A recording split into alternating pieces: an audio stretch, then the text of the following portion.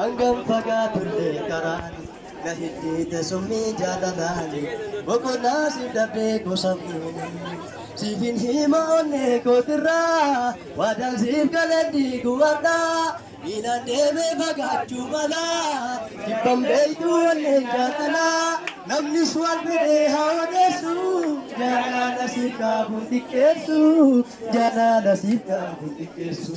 namnis waan fedhee haa odeessu jaalala siif qaabuun xiqqeessu jaalala siif qaabuun xiqqeessu sumaaf na dhawaatti onneeni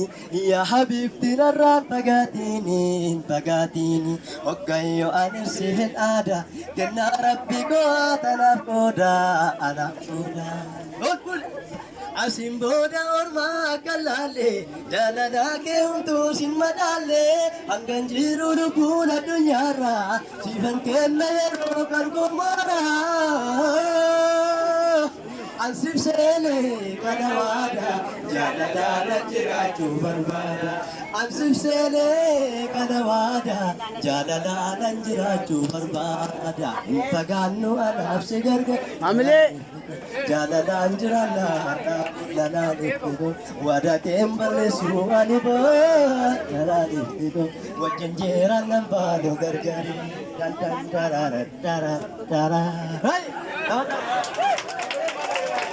sinale dide ko garani hangam fagaatullee karaani na hidhiite summii jaalalani boqonnaa siif dhabdee gosammuuni siifin hima onnee kootirraa waadaan siif galadhii guwadhaa miilaan deemee fagaachuu malaa jibban beeytuu onneen jaalalaa namnis waan fedhee haa odeessu jaalala siif qaabuun xiqqeessu jaalala siif qaabuun namnis waan fedhee haa odeessu jaalala siif qaabuun xiqqeessu